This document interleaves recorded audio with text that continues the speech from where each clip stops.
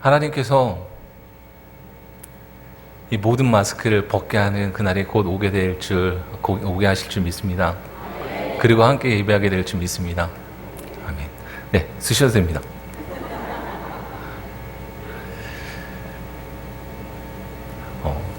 저는 3년 전인가요? 3년 전인가 이 찬양을 기억합니다.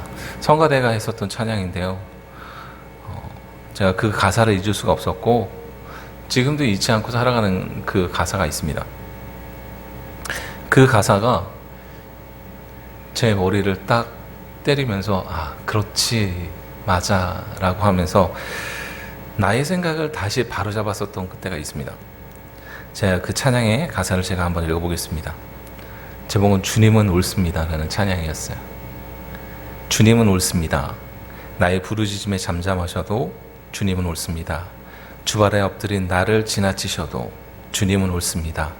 나의 간절한 소원에 침묵하셔도 주님은 옳습니다.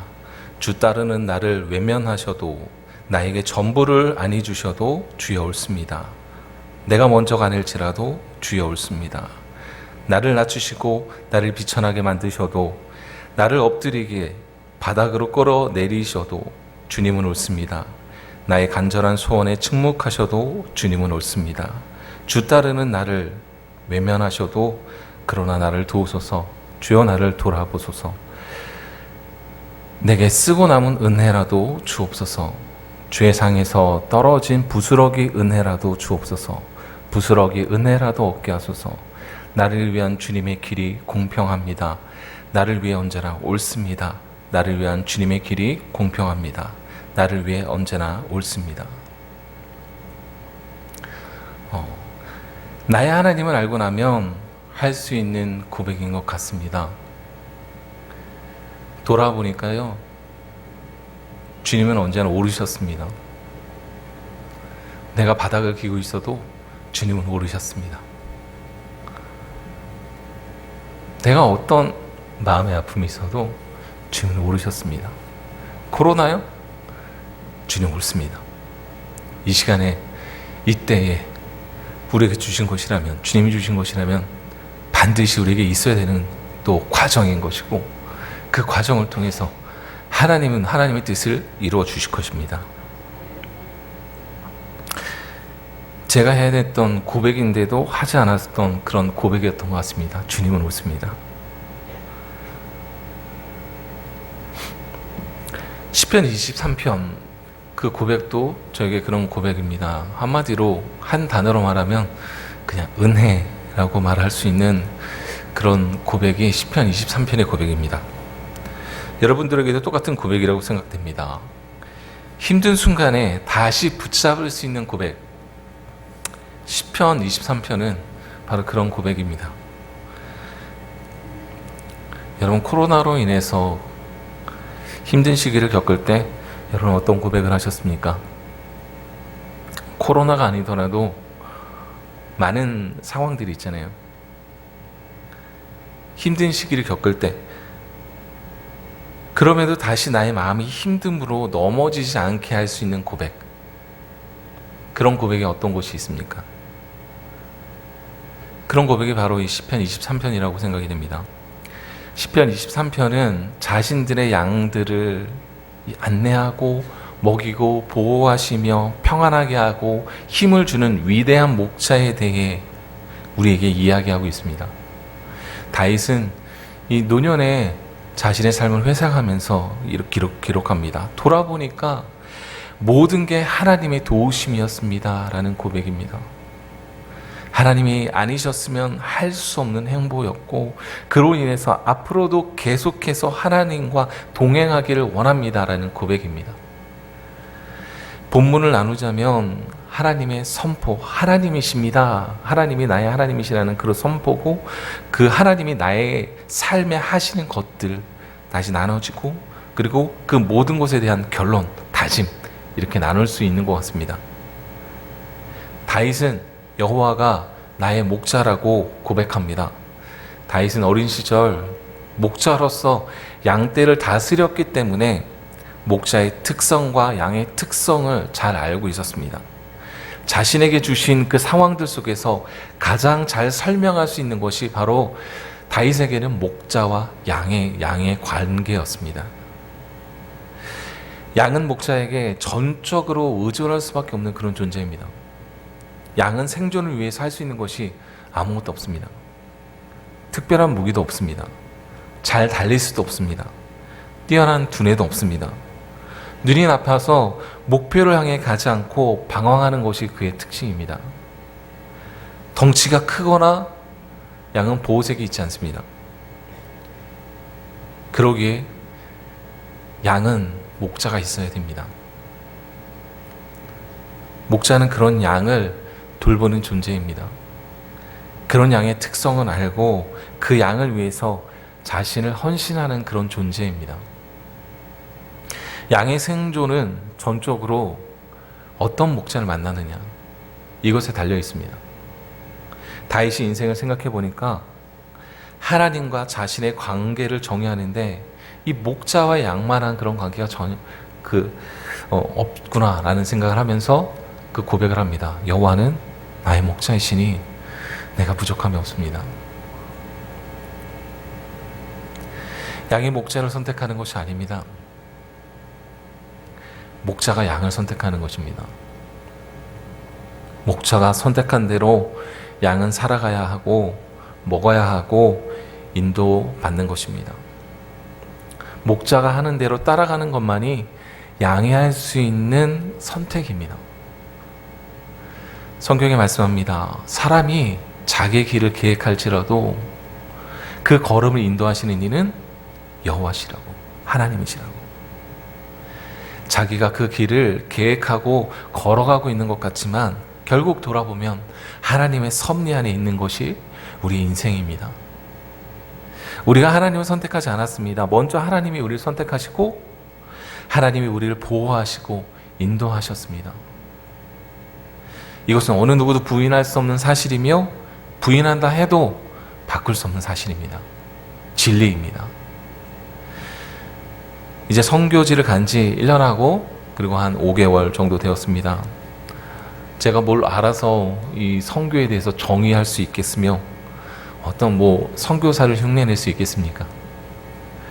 아직 아무것도 알지 못하고 그리고 앞으로도 내가 정의 내릴 수 있다고 생각하지 않습니다. 선교는 이런 것이야 라고 저는 이야기할 수 없을 것 같습니다. 삶의 작은 순간이라도 하나님의 명령에 의해서 생각하고 조금이라도 순종할 수 있다면, 그리고 그 하나님께서 원하시는 그곳에 있다면 저는 만족할 수 있는 것 같습니다. 처음부터 이 선교지에서 지금까지 왜 힘든 게 없을까요? 왜 어려움이 항상 있지 않을까요? 처음 가면서부터 지금까지 모든 게 어려움인 것 같습니다. 많은 분들이 이렇게 물어보시더라고요. 이렇게 인사하시면서 목사님 힘드시죠? 네. 어떻게 대답할지 잘 모르겠습니다. 네 라고 얘기하면 또 그렇잖아요. 네. 힘듦이라는 건 항상 있는 거잖아요. 하지만 그 안에서 하나님의 은혜는 더하는 것 같습니다. 하나님의 인도하심 속에서 있으면 힘들어도 힘든 게 아닌 것 같습니다. 그래서 이건 것 같습니다. 변하지 않는 진리. 힘드시죠? 라고 말할 때 좀 이렇게 말하고 싶습니다. 여호와가 저의 목자이신데요. 그렇기 때문에 저는 부족하지 않고 여태까지 있었던 것 같습니다.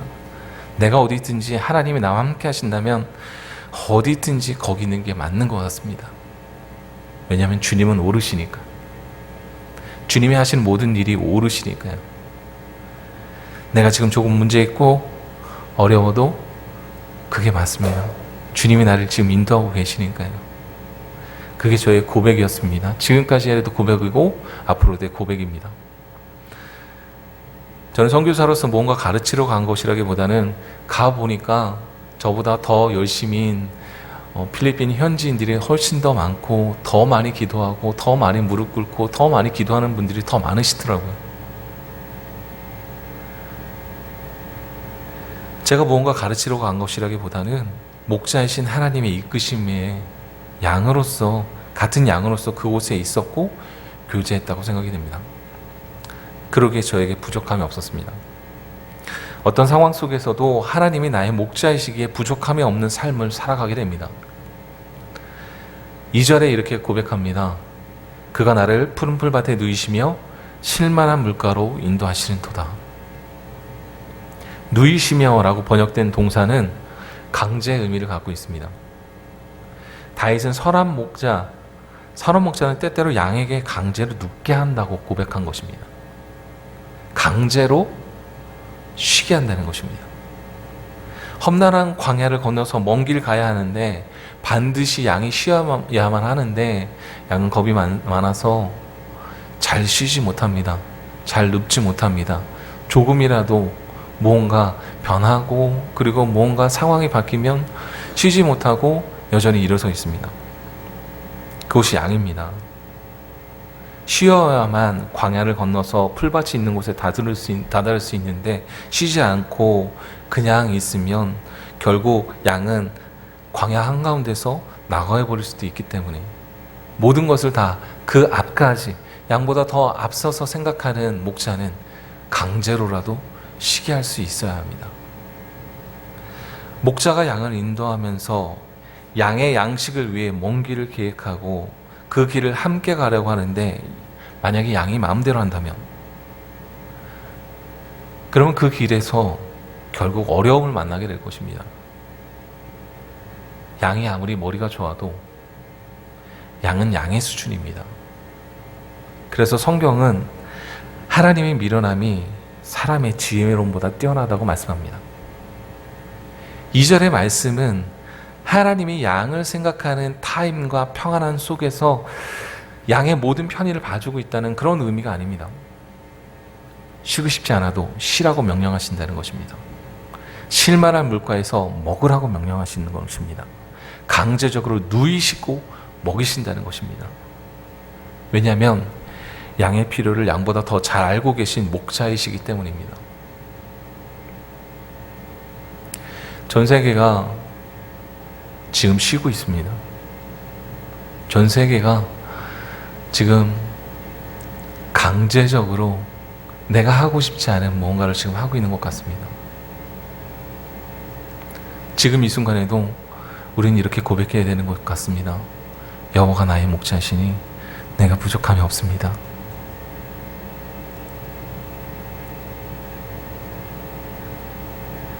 나보다 나를 더 잘 아시는 하나님이 그 자리에 놓으십니다. 나는 더 일을 잘 할 수 있을 것 같은데, 나 그 일 하면 더 잘할 수 있을 것 같은데 그 일을 못하게 하시고 멈추게 하십니다. 나는 더 열심히 하면 될 것 같은데 멈추게 하십니다. 나는 지금 돈을 더 많이 벌어야 될 것 같은데 근데 그 사업을 망하게 하시고 멈추게 하시고 너 누워야 돼 라고 말씀하시는 것 같습니다. 내 생각대로 하면 더 잘 될 것 같은데 그렇게 일을 진행하지 않도록 하시고 더 돌아가는 것 같은 기분을 들게 하십니다. 나보다 나를 잘 아시고 내 생각을 잘 아시지만 목자이신 하나님은 당신의 생각대로 진행하십니다. 왜냐하면 그렇게 하면 안 되는 것을 뻔히 아시기 때문에 더 좋은 것을 하나님께서 우리에게 주시고 싶으시기 때문에 그리고 꼭 필요한 시간이기에 하나님 허락하시고 그렇게 명령하시는 것입니다. 저희 가정이 이 선교지에서 한 것이 무엇이 있을까요? 정말 죄송하지만 거의 없는 것 같습니다. 미화시켜가지고 여기 오면은 꼭 그렇게 말해야 될 것 같잖아요. 하나님께서 놀라운 부흥을 일으키셔서 많은 사람들이 모이고 갑자기 말 한마디 했는데 막 쓰러지고 그 다음 주에 막 더 많은 사람들이 모이고 뭐 이런 얘기를 해야 될 것 같은데 죄송하지만 저는 그렇게 되어지지 않았었습니다. 막 얼마만큼의 막 성과가 있는 것들을 막 이야기해야 될 것 같은데 그래서 막 감동을 드려야 될 것 같은데 그런 일은 일어나지 않았습니다. 어떤 사건도 일어나지 않았습니다. 전 영역에서 지금까지 된 것을 말씀드리자면 그곳에서 유치원 개원하고 아이들 23명 받아서 아이들 유지하면서 요번에 졸업시켰습니다. 그리고 졸업했어야 되는데 졸업 하는 그 시즌이었었는데 코로나 때문에 졸업식 3주 남기고 이제 그 다다음 날 애들 사진 찍고 졸업 사진 찍고 뭐 처음 이제 가운 입어보는 거예요. 가운 입고 졸업 사진 찍고 그랬어야 되는데 그 다다음 그 전전날 멈춰가지고 아직까지 문을 못 열고 있습니다. 그래서 건축은 조금씩 진행하고 있습니다. 선교팀들 이렇게 오셨을 때 그때보다 조금 더 그 건축이 진행되어졌고 지금은 지붕을 지금 올리고 있습니다. 아주 조금씩. 네. 조금 더 그곳에는 지금 시간이 필요할 것 같습니다. 기도와 준비의 시간이 더 필요한 것 같고, 그리고 진행이 딱 되었을 때, 아이들이 모였을 때 복음 전할 수 있는 준비, 기도, 이것이 더 많이 필요한 것 같습니다. 처음에 필리핀 뚜게가라는 곳에 가면서 생각했던 것이, 그곳에 저와 이제 협력하시는 그 선교사님은 좀 도와드려야 되겠다라는 생각을 했었습니다. 혼자서 그곳 지키면서 되게 힘들어 하셨고, 고군분투하셨고, 좀 도와줬으면 좋겠다라는 말씀을 하셨기 때문에요. 그래서 도움이 필요한 사람, 도와주는 사람이 필요하겠구나라는 생각에서 그곳에 갖게 되었었습니다. 그리고 같이 있는 것 외에는, 그런데 같이 있는 것 외에는 거의 도움이 되고 있지 않는 것이 아닌가라는 그런 생각을 합니다.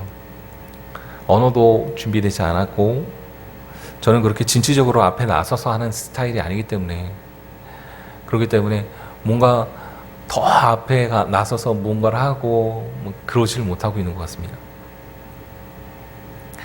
영어 한마디 하는 것이 그렇게 어려운 일인지 잘 몰랐습니다. 조금 지나면 익숙해져서 되겠지라고 생각했는데 그 쉬운 일이 아니었습니다. 저희 아내는 그래도 이 소통할 정도가 되고, 그리고 저희 첫째 새벽에는 학교 보내놨더니 놀라울 정도로 그 언어를 빨리 습득을 하더라고요. 그래서 영어를 그냥 알아듣는 게 아니라 영어로 시험을 보고, 그리고 지금도 우등생입니다.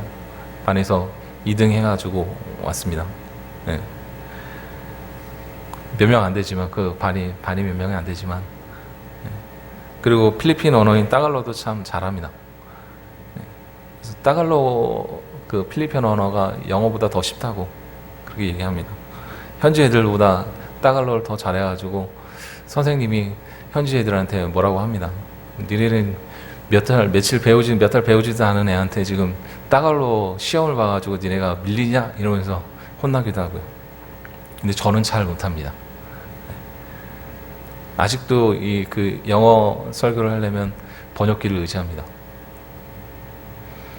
한 번은 우리 아이들 이제 학교에 행사가 있어서 저희들이 학부모로서 그곳에 갔었습니다. 그 학교는 이제 고신측이라는 우리 한국교단에 계신 한국교단에 있는 그 여성교사님이 30년 전에 그곳에 와서 그곳에다가 이제 선교를 이제 하시면서 이제 고신 측에서 후원해가지고 만든 학교입니다. 그래서 아이들이 감사하게도 그 안에서, 신앙 안에서 참 잘 자라고 있습니다. 그런데 이제 한번 크리스마스 행사가 있어서 모든 학생들이 이제 발표하는 그런 시간이어서 제가 갔습니다. 저희 아내랑 같이 갔죠. 모든 학부모들이 와갖고 참여하는 큰 행사였습니다. 한 이 정도 모인 것 같습니다. 더 많이 모였던 것 같습니다. 아이들까지 하면. 그리고 우리 아이들도 발표를 했습니다. 그래서 저희 부부 참여해주고 즐겁게 있는데, 근데 예배가 먼저 시작이 됐습니다. 선교사님이 여성교사님이 이제 설교를 하였습니다. 그리고 헌금 시간이 되고 헌금을 걷는데, 근데 갑자기 선교사님이 누구를 시켜가지고 저를 부르셨습니다. 헌금 기도하라고 갑자기 시키시는 겁니다. 영어 못하는데, 네, 너 영어 못하는데. 그래서 진짜 간신히 살아갈 정도의 영어를 지금 하고 있는데, 갑자기 이 대중 앞에서 헌금 기도를 시키시는 겁니다. 저희 유치원에서도 이 아이들에게 이제 계속해서 메시지를 전하거든요. 매일. 근데 이제 5분 짧게 한 5분 정도의 그 메시지를 전하고 있는데, 그것도 메시지 전하는 것도 영문으로 해야 되니까 그것도 힘들어하면서 만들고 더듬거리고 있는 그런 상태인 저에게 준비도 안 됐는데 번역기 돌릴 시간도 없이 저에게 이제 부르시는 것입니다. 기도하라고, 영어로. 그래서 어떻게 해야 되겠습니까? 겸손한 척 하면서 아니라고, 아니야, 괜찮다고, 다른 분 시키시라고. 근데 못 알아들으셨습니다. 그래서 결국 저는 이제 위로 올라갔죠. 단상 위로 올라갔죠. 그래서 어쩔 수 없구나 라고 생각되면서 선교사님한테 말씀드렸죠. 귓속말로 말씀드렸습니다. 선교사님, 저 영어 못해요 라고. 저 영어 못해요. 그분 거의 70이 되신 처녀 선교사님이십니다. 근데 부산 사투리 쓰시는 분인데 그곳에서 30년간 이제 사역하시면서 많은 걸 이루어내셨죠. 근데 그분이 이렇게 말씀하셨습니다. 괜찮습니다. 기도는 하나님께 하는 거지 사람에게 하는 게 아닙니다. 한국어로 하셔도 하나님이 들으십니다. 한국말로 하십시오 라고 하는 거예요. 그래서 저는 안 괜찮지만 한 300명 이만큼 되는 그런 사람들 앞에서 자랑스러운 언어인 대한민국 언어로, 아무도 모르는 언어인 한국어로 헌금 기도했습니다. 그들은 저의 기도 중에 단 한 단어를 알아들었을 것입니다. 아멘. 모든 행사가 끝나고 우리 새벽에 반 아이가 한 명이 되게 이쁘장하게 생긴 아이가 있었어요. 근데 그 아이가 저에게 왔습니다. 그리고 이렇게 물었습니다. Why did you pray in Korean? 라고 물어봤습니다. 왜 한국말로 하세요? 라는 거죠. 왜 한국말로 하세요? 그리고 뒤에 이렇게 붙이더라고요. Pastor? 라고 붙이더라고요. 목사님, 왜 한국말로 기도했어요? 라고 물어보는 거예요. 그래서 당당하게 또 더듬거리면서 영어로 얘기했죠. 나 영어 잘 못해. 하지만 한국말은 잘해서 그래서 한국말로 했어 라고 얘기했죠. 그때가 크리스마스 시즌이었습니다. 선교 간 지 12개월 된 정도였죠. 그게 저의 1년의 결론이 아니었던가. 하나님께서 저에게 보여주신 1년의 결론이 아니었다라고 생각이 됩니다. 물론 저희 중간중간에 저희가 섬긴 가정도 있고, 저희로 인해서 몇몇 가정과 청소년들이 복음을 듣고 교회 출석하고 저희 차로 이렇게 꽉 차가지고 옮겨가기도 하고, 열심히 교회를 섬긴다고 섬겼고 유치원도 잘 운영은 됐습니다. 그런데 지나고 나니까 내가 하고 있는 것이, 그리고 보여질 것이 아무것도 없었습니다. 그곳에서는 내가 할 수 있는 것이 아무것도 없었습니다. 언어부터 안 되니까 멈춰 서 있는 것 외에는 할 수 있는 것이 참 없었습니다. 정말 막막한 가운데서 많은 영적 씨름을 하는 장소에 제가 서 있었더라고요. 누이어져 있었습니다. 그런데 모든 상황 속에서 단 한 가지 중요한 사실은 있었습니다. 그것은 하나님이 나의 목자시라는 것이었습니다. 그것은 변하지 않았습니다. 내가 아무것도 할 수 없는 그 상황 속에서도 여전히 하나님은 나의 목자이셨습니다. 그래서 부족함이 없었습니다. 그곳에 있어도, 내가 할 수 있는 것이 없어도, 계속해서 영적인 싸움 속에서 있었어도 내가 고백할 수 있었던 것은 이것이었습니다. 여호와는 나의 목자시니 내가 부족함이 없으니로다. 그가 나를 푸른 풀밭에 놓이시며 쉴만한 물가로 인도하시는도다. 주님이 한 분이면 충분합니다.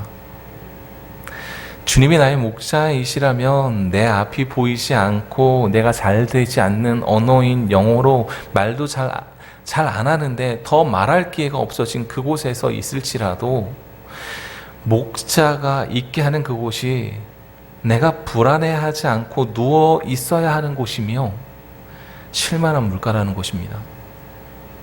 여호와가 나의 목자시라면 지금 내가 잘하고 못하고가 중요하지 않습니다. 지금 내가 쉬어야 할 타임이 아닌데 쉬게 되면 그게 맞는 것입니다. 주님은 오르시니까요. 지금 누워야 하는 타임이 아닌 것 같은데 누워있다면, 지금 벌어야 할 것 같은데, 더 많이 벌어야 할 것 같은데 내 마음으로 되지 않는다면, 여러분 두려워하지 마십시오. 여호와가 나의 목자이신 것을 기억해야 할 때인 것입니다. 3절은 이렇게 고백합니다. 내 영혼을 소생시키시고 자기 이름을 위하여 의의 길로 인도하시는도다. 소생시키신다는 것은 원래 있는 자리로 돌려놓는다는 의미입니다. 양들은 이기적입니다. 눈도 잘 보이지 않습니다. 그래서 원래 있던 곳에서 쉽게 이탈합니다. 눈도 잘 보이지 않기에 눈앞에 있는 것만 따라가다 보면 무리에서 이탈하기 쉽습니다. 그럴 때 어떻게 해야 되냐면 목자가 소생시키십니다. 다시 있던 자리로 돌려놓는 거죠. 또 하나의 경우, 양은 새끼를 베거나 이 털이 많이 자라거나 살이 찌면 쉽게 뒤집어집니다. 그리고 일어나지 못합니다. 우리는 볼 때 양이 뒤집어져가지고 바둥바둥거리고 있으면 되게 귀여워 보일 겁니다. 그런데 그 양에게는 지금 생명의 위협을 받는 순간입니다. 빨리 되돌리지 못하면 배에 가스가 차서 죽거나 아니면 다른 동물의 먹잇감이 될 수 있는 순간이 그런 순간이죠. 빨리 이 이탈된 자리에서 돌아오지 못하면 목자를 잃어버리고 무리에서 이탈되고 위협의 상황에 처하게 되는 것입니다. 목자는 그러한 위험에서 원래의 자리로 돌려놓습니다. 소생시켜줍니다. 여러분, 사람들은 자꾸 의심의 자리로 가려고 합니다. 끊임없이 이렇게 생각하죠. 이 길이 아닌가? 저 길인가? 어떻게 해야 되지? 교회가 이래서 맞는 건가? 여기에 있는 것이 맞는 건가? 내가 지금 바로 가고 있는 건가? 우리의 죄성도 마찬가지죠. 자꾸 죄를 짓는 일에는 우리의 발이 빠르고 우리의 머리가 잘 돌아갑니다. 주님이 원하시는 그 자리는 이 자리인데도 불구하고 자꾸 다른 길로 갑니다. 의심의 길로 갑니다. 하나님께서 원하시는 그 자리가 아니라, 주님께서 이리 와 이곳이야 라고 얘기하는 그 자리가 아니라 다른 길로 자꾸 가려고 하죠. 우리가 구원받기 전에만 그러는 것이 아니더라고요. 구원받은 후에도 여전히 우리의 죄성은 살아서 하나님의 뜻을 이루는 곳에 머물지 않으려고 합니다. 저 역시 마찬가지의 모습입니다. 그런 나이인데, 죄성 많은 나이고 하나님께서 원하시는 그 자리에 있지 않고 다른 곳으로 자꾸 생각을 돌리고 나의 행동을 전환시키고 그러한 나이인데, 그런 나를 하나님께서는 소생시켜 주십니다. 그런 나를 하나님은 내가 있는 자리를 인도하시고 자기 이름을 위하여 의의 길로 인도하여 주셨습니다. 의의 길은 바른 길입니다. 올바른 길로 인도하시며 자기의 이름을 위하여라고 말씀하시는데, 이 자기의 이름을 위한다는 것은 자기의 이름을 걸고 그 이름을 걸고 일하신다는 의미입니다. 나의 목자이신 여호와께서는 당신의 이름을 걸고 나를 보호하시고 여러분들을 보호하시고 내 생각을 돌려놓으시고 나의 흩어진 마음을 소생시켜 주시고 바른 길에 올려주십니다. 우리 성도님들의 목자이신 하나님은 계속 의의 길로 인도하십니다. 당신의 이름을 걸고 당신의 양들인 우리를 보호하십니다. 도우실 것입니다. 소생시켜 주실 것입니다. 4절에 이렇게 말씀합니다. 내가 사망의 음침한 골짜기로 다닐지라도 해를 두려워하지 않을 것은 주께서 나와 함께 하심이라.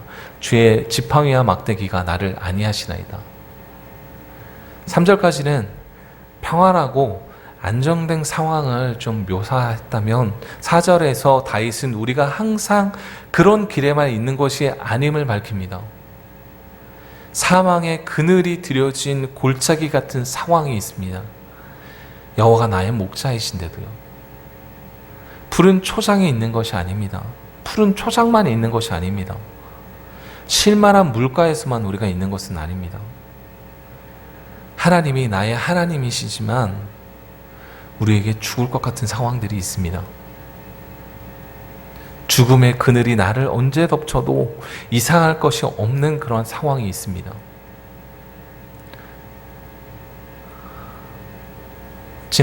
작년 10월이죠. 작년 10월에는 저와 함께 동역하시는 선교사님이 협박 문자를 받았었습니다. 돈을 주지 않으면 살해할 것이라는 그런 문자와 전화를 계속했습니다. 전화번호가 노출이 되고, 그리고 저희가 사역하는 이 교회가 노출이 되었고, 우리가 어디 사는지 또 노출이 되었는지 아닌지도 모르고, 어떤 신변의 위협이 있을 때도 있었습니다. 그리고 몇 주 전에는 교회 앞에 있는 들에다가 누가 시체를 던져놨습니다. 누가 죽였는지 어떻게 죽였는지도 모르는 변사체가 바로 그 교회 앞에서 발견이 됐습니다. 언제 어떻게 죽어도 이 놀라울 것이 없는 그런 치안과 보안, 그런 상황이 있습니다. 그런 가운데서도 하나님이 우리 가정을 보호해 주셨습니다. 여호와가 나의 목자이시기 때문에 그런 가운데서도 우리는 고백할 수밖에 없습니다. 부족함 없습니다. 괜찮습니다. 주님이 함께 하시니까.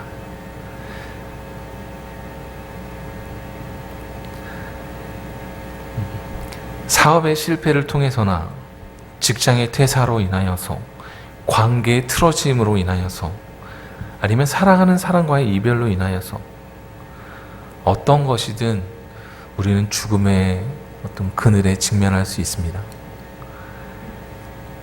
그럼에도 계속해서 제가 반복하고 있는 단어, 변하지 않는 한 가지, 여호와가 나의 목자시라는 사실입니다.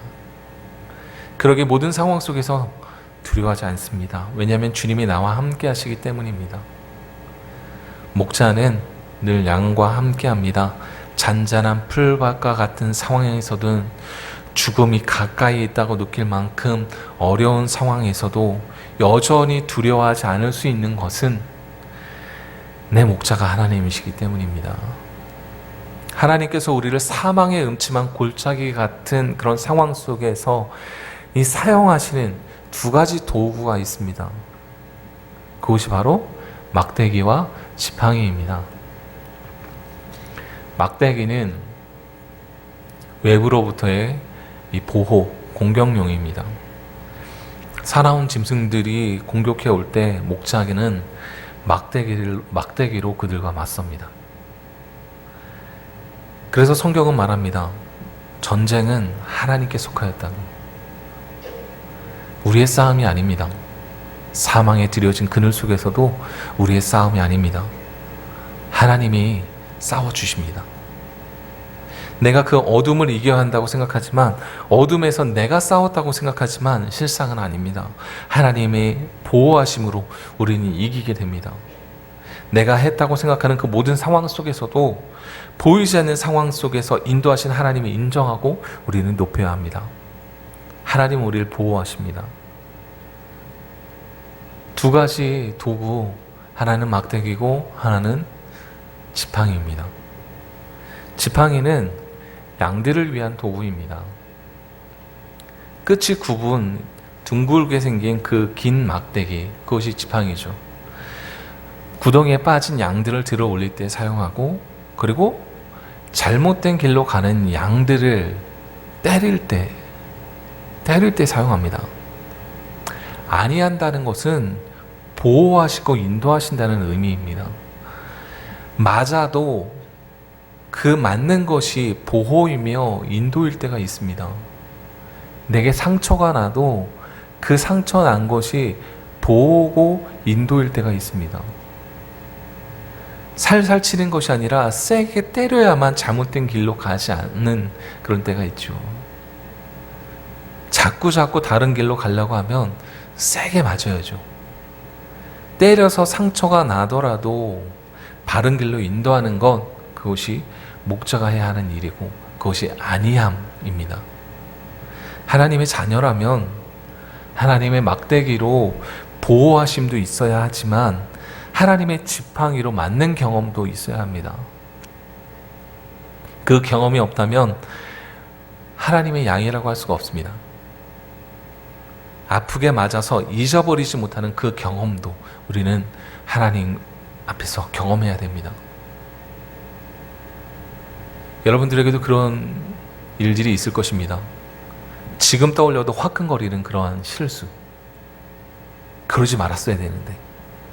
한 번씩 번뜩이면서 생각나는 그런 나의 잘못. 그때 그런 일이 없었더라면 이라는 그러한 생각들. 그런데 그럼에도 불구하고 나의 그런 죄성으로 인한, 나의 실수로 인한, 나의 잘못으로 인한 그런 실수가 있었음에도 불구하고 여러분들이 이 속에 있고 지금 이곳에 있는 것은 하나님께서 우리를 안위하셨기 때문일 것입니다. 주의 지팡이가 우리를 치셨기 때문에 다른 길로 가지 않고 우리는 지금 이곳에 있는 것인 줄 믿습니다. 그래서 저와 여러분이 지금 이 시간에 있는 것임을 여러분 신뢰하십시오. 하나님의 지팡이의 사건을 여러분 기억하십시오. 그 상처를 기억하십시오. 그리고 지금도 우리에게 지팡이를 사용하시는 하나님, 그 하나님을 기대해야 합니다. 그 지팡이는 우리가 하나님을 다시 보는 그 날까지, 하나님 만나는 그 날까지 막대기와 함께 주님 손에서 놓지 않으실 것입니다. 5절에 이렇게 고백합니다. 주께서 내 원수의 목전에서 내게 상을 차려주시고 기름을 내 머리 위에 부으셨으니 내 잔이 넘치나이다. 시인은 갑자기 목자와 양의 이미지에서 손님을 맞는 집주인의 이미지를 그리고 있습니다. 그 당시의 문화는 손님을 대접하는 것을 되게 중요한 가치로 여겼습니다. 그래서 집주인은 자신이 피해를 입더라도 자기 집에 온 손님을 보호하고 접대하는 것을 주인의 의무로 생각했습니다. 그래서 집에 들어온 자는 어떠한 사람이라도 보호하고 지켜주는 것이 그 문화였습니다. 여러분 소돔과 고모라의 사건 아실 것입니다. 소돔과 고모라에서 그 롯을 생각해 보십시오. 롯에게 손님이 찾아왔습니다. 천사들이었습니다. 마을 사람들이 와서 그들을 내놓으라고 합니다. 그들을 상관하겠다고, 그들을 범하겠다고 합니다. 그때 롯은 자신의 딸을 내줄 테니 그들을 건들지 말라고 합니다. 그 정도의 가치가 손님 대접의 가치입니다. 집 주인은 손님에게 상을 차려주고 머리에게 기름을 부었습니다. 그것이 회복이죠.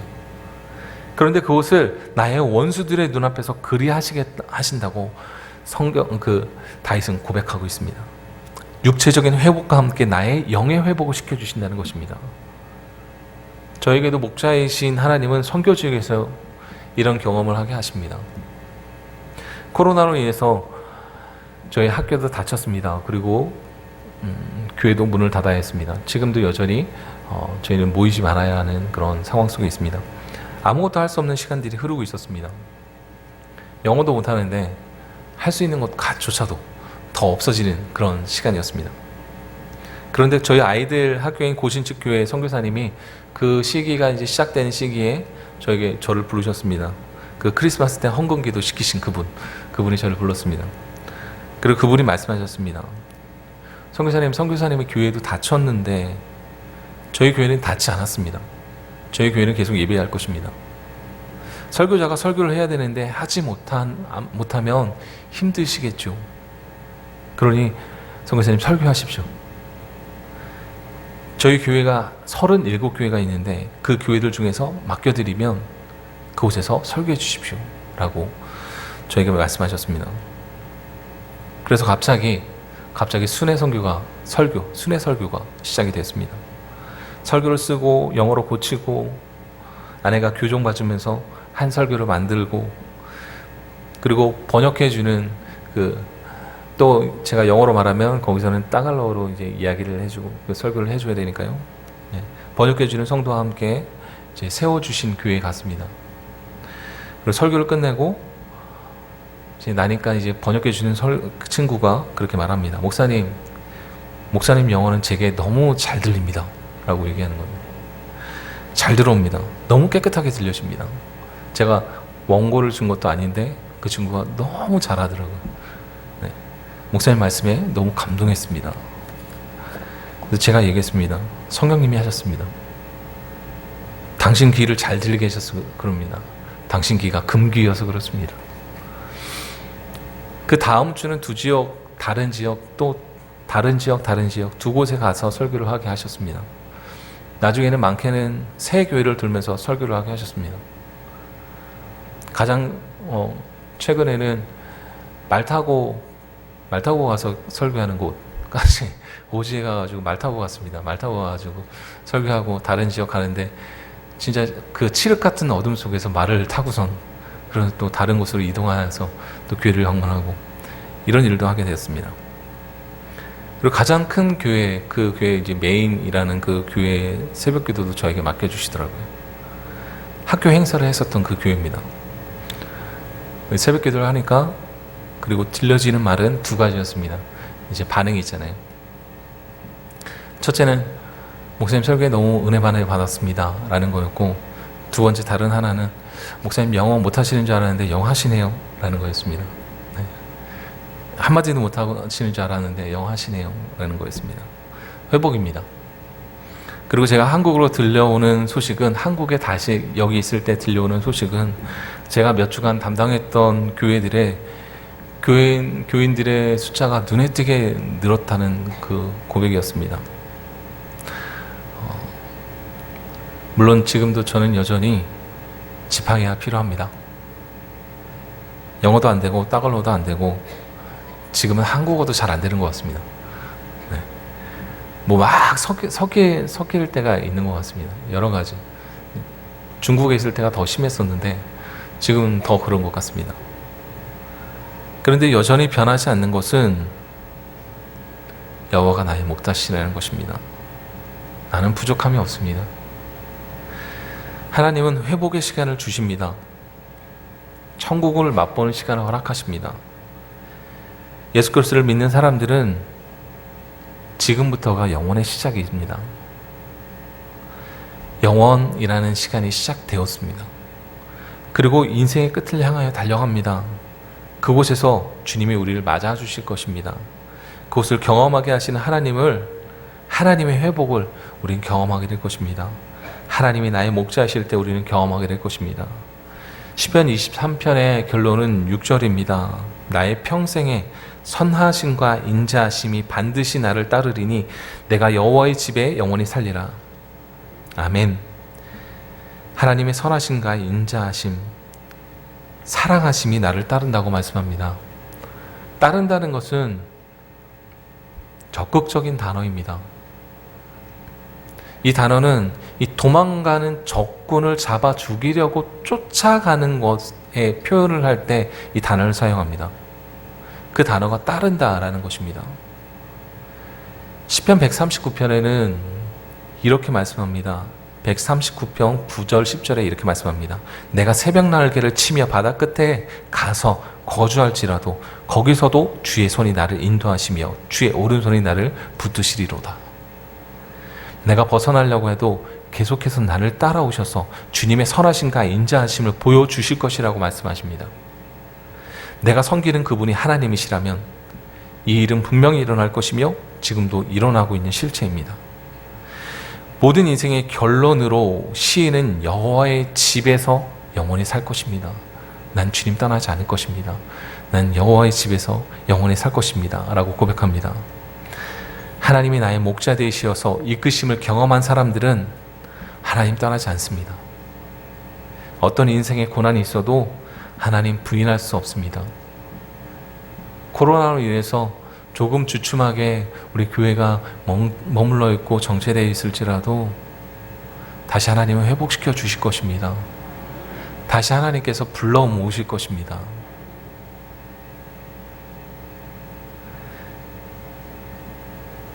족자이신 예수 그리스도를 이 땅에 내려오게 하시고 나라는 존재를 위해서 대신 십자가에 죽게 하시고 그 피값으로 나를 살게 하신 그분이시라면 이 세상에 어떤 존재도 나를 그렇게 사랑하시는 존재가 없는데 신이신 그분이, 이 땅을 창조하신 그분이 나라는 존재를 사랑하셔서 당신의 자녀를 희생하셨다면, 그런 가치로 나를 생각하신다면, 내가 그것이 믿어진다면 시편 23편의 고백은 나의 고백이 될 것입니다. 사망의 그늘에 머물러 있어도, 그런 상황이 닥쳐 있을지라도 우리는 이렇게 고백할 것입니다. 그래도 주님이 오르십니다. 주님 떠날 수 없습니다. 말씀을 마칩니다. 선교 지역에서 정말 부족함이 없었습니다. 어떤 상황 속에서도 주님이 오르셨습니다. 나의 약함을 통해서 일하시는 하나님 더 신뢰하게 되었습니다.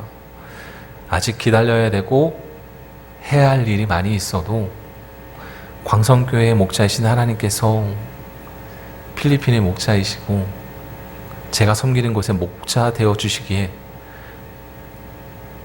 저는 부족함이 없습니다. 그러나 우리와 함께 사역하시기를 원하시는 하나님이시기에 여러분 기도해 주십시오. 그리고 기억해 주십시오. 그러면 하나님이 하나님의 때에 큰 부흥을 이루어 주실 것입니다. 시편 23편 여러분 두려울 때 다시 기억하십시오. 좌절될 때 여러분 읊어보십시오.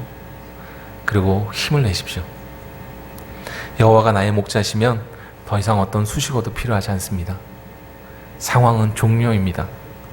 소생함을 얻고 힘을 내어서 목자이신 하나님을 드러내며 살아갈 수 있는 저 여러분 될 수 있기를 바랍니다. 기도하겠습니다.